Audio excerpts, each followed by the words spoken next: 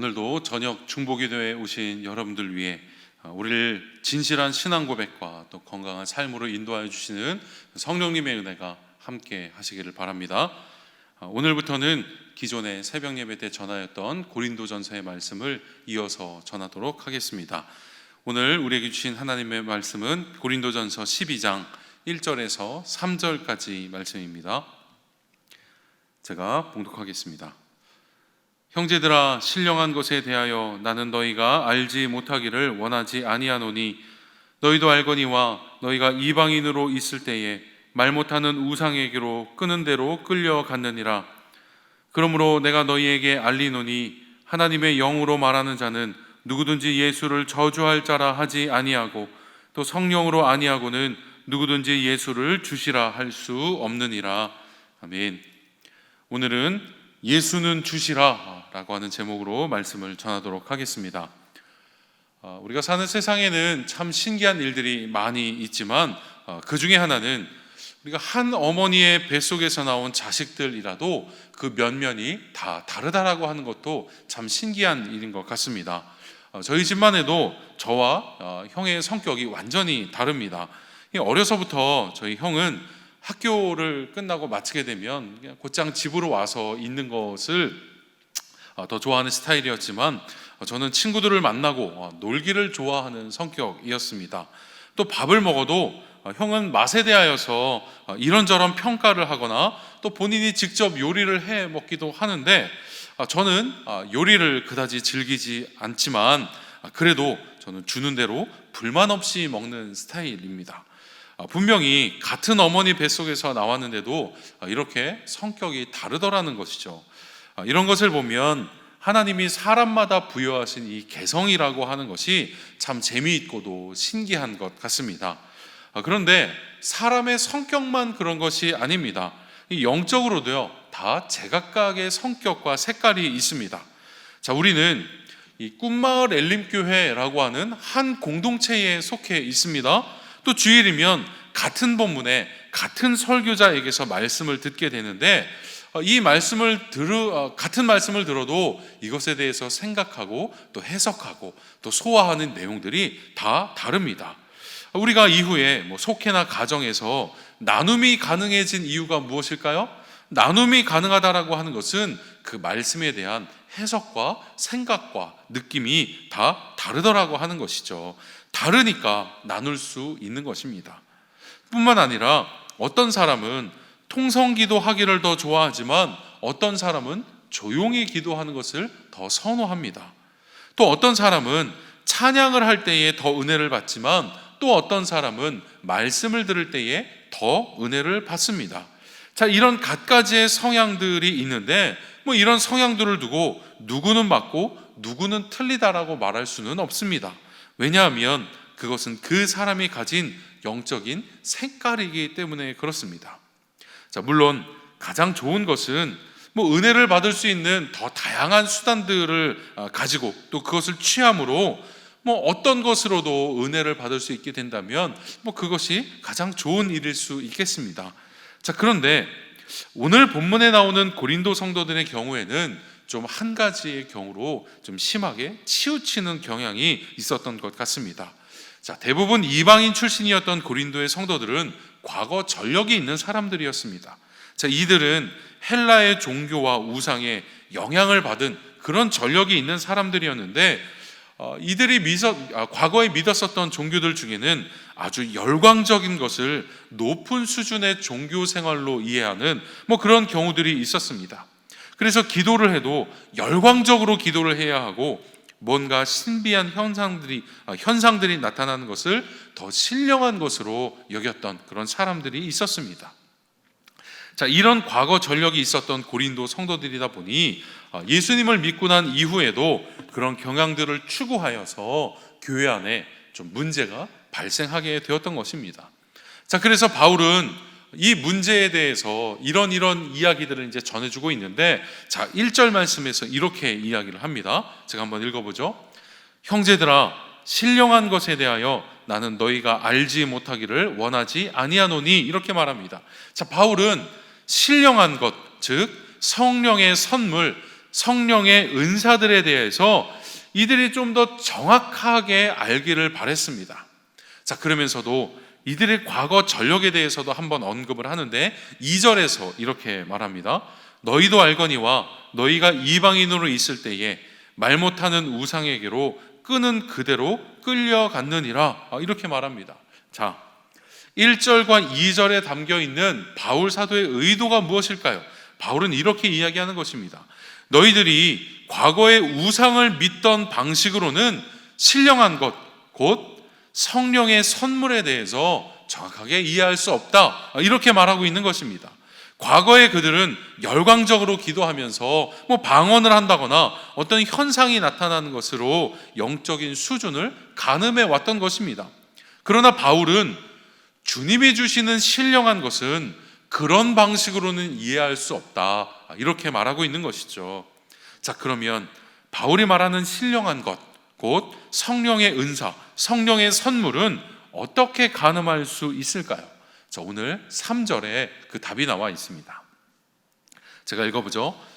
그러므로 내가 너희에게 알리노니 하나님의 영으로 말하는 자는 누구든지 예수를 저주할 자라 하지 아니하고 또 성령으로 아니하고는 누구든지 예수를 주시라 할 수 없느니라. 이렇게 말합니다. 자, 말하자면 성령의 은사를 받은 진정한 증거가 뭐냐? 그것은 외적으로 나타나는 어떤 현상으로가 아니라 예수님이 나의 주님이시다라고 하는 진정한 고백을 통하여서 알 수 있다고 하는 것입니다. 물론 바울이 성령의 역사, 즉 외적으로 나타나는 어떤 성령의 역사를 부정하는 것은 아닙니다. 병고침이나 축사와 같은 이런 가시적인 현상도 나타날 수 있지만 예수님이 나의 주님이시다라고 하는 이런 인격적인 고백 역시 우리 안에 성령이 계시다라고 하는 강력한 증거가 될 수 있다, 이렇게 말하고 있는 것입니다. 여러분, 이 말 속에 있는 바울의 의도를 잘 짚어볼 수 있어야 합니다. 자, 고린도라고 하는 지역의 종교적인 경향은 어떤 나타나는 현상을, 아니 어쩌면 나타나는 현상만을 추구하는 그런 경향이 아주 짙게 드러진 그런 지역이었습니다. 자, 이에 바울은 그것과 대조되는 인격적인 고백을 강조함으로써 영적인 균형을 이루기를 원했던 것입니다. 인격적인 고백과 그에 따르는 삶의 향기는 외적으로 나타나는 어떤 영적인 현상들, 그런 역사들을 더욱 신뢰감 있게 만들어주기 때문인 것이죠. 여러분, 이러한 바울의 의도에 따라서 우리 역시 예수님이 나의 주님이십니다 라고 진실하게 고백할 수 있기를 원합니다.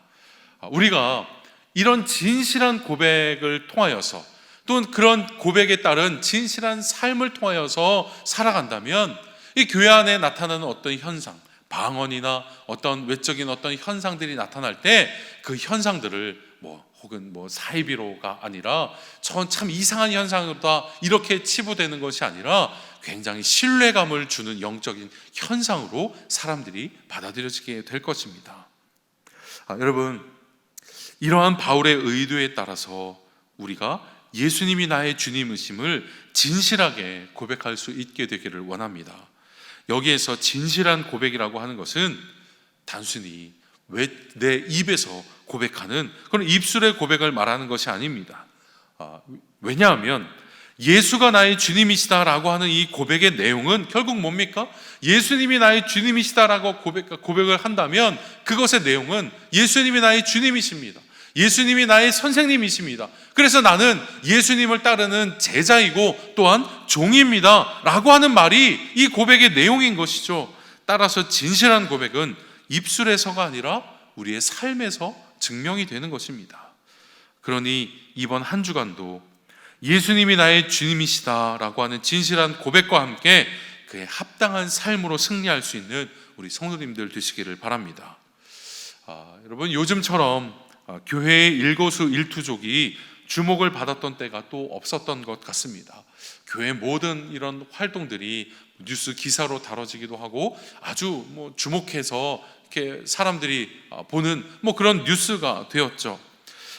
좀 억울한 면도 없지 않아 있지만 여러분, 이때 우리가 보이는 사회적인 책임이 결국은 전도의 문이 될 것이고 여러 날 후에 도로 돌려받을 물 위에 던진 떡이 될 줄로 저는 믿습니다. 그러니 조금 더 인내하는 가운데에 우리가 진실하게 예수님이 나의 주님이심을 고백하고 그 고백에 합당한 삶을 살기를 힘써 나가기를 원합니다. 그때의 성령의 역사가 이 사회와 또 우리 교회와 우리의 삶에 나타나므로 지금은 생각할 수 없는 더욱 새로운 부흥의 전개를 맞이하게 될 줄로 저는 믿습니다. 모두 이러한 삶을 사모함으로 오늘의 삶을 승리해 나가는 우리 성도님들 되시기를 주님의 이름으로 축원합니다. 오늘부터는 우리가 말씀을 붙들고 우리가 한 목소리로 공동기도문으로 함께 기도하도록 하겠습니다. 앞에 있는 화면을 보시고 우리가 한 목소리로 기도하며 나아가겠습니다. 함께 기도하겠습니다. 하나님, 우리 모두가 신령한 은사를 이미 소유한 줄로 믿습니다. 예수님이 나의 주님이시다라는 진실한 고백을 통해 우리 속에 계시는 성령을 보게 하시고 이 고백에 합당한 삶을 살아가도록 인도하여 주시옵소서. 비록 나에게는 수려하게 고백할 기도의 언어가 없고 아름답게 찬양하는 은사도 없고 갖은 모양으로 섬길 여건이 되지 않을지라도 주님을 쫓아 살아가는 신행일치의 삶이 신령한 은사의 증거가 되는 줄 믿습니다. 이 신령한 은사를 통하여 하나님께는 기쁨이 되고 사람들에게는 덕이 되는 그리스도인이 되게 하여 주시옵소서. 여러 날 동안 비대면 예배와 제한된 환경에서의 신앙생활을 이어가는 가운데 있습니다. 그러나 다니엘이 제한된 환경에서도 하루 3번 예루살렘을 향하여 기도했던 것처럼 우리 역시 상황과 환경이 제한되었을지라도 야생화처럼 굳센 믿음으로 꽃을 피우게 하여 주시옵소서. 우리를 이끌어 주시는 성령을 의지하며 예수 그리스도의 이름으로 기도합니다. 아멘. 우리 두 번째로는 코로나19의 종식을 위하여서 우리 함께 한 목소리로 함께 기도하겠습니다. 하나님, 오랜 시간 동안 지속되고 있는 코로나 상황으로 인하여 삶이 위축되고 경제적으로도 많은 어려움이 있습니다. 고통당하는 하나님의 자녀들을 긍휼히 여기사 속히 이 상황이 지나가게 하시고 끝까지 인내하는 가운데 희망을 잃지 않도록 우리 모두를 지켜 주시옵소서. 백신과 치료제의 개발을 위해 애쓰는 자들에게 지혜를 주시고 방역을 위해 애쓰는 자들에게 힘을 더하여 주시고 삶의 일선에서 땀 흘려 맡겨진 일을 감당하는 모든 이들에게 하나님의 은혜를 더하여 주시옵소서. 그리하여 우리의 삶의 희망이 사라지지 않게 하시고 우울감과 무기력함을 이겨내어 더욱 성숙한 삶을 살아가도록 인도하여 주시옵소서. 그와 함께 우리의 삶도 되돌아봅니다. 그동안 방만하고 낭비하며 살아왔던 우리의 삶을 회개합니다. 욕망으로 치닫는 삶이 아닌 감사와 자족의 삶으로 나아가게 하셔서 하나님이 주신 자연을 아끼며 보존함으로 더 풍성한 은혜를 누리는 우리 모두가 되게 하여 주시옵소서. 예수 그리스도의 이름으로 기도합니다. 아멘.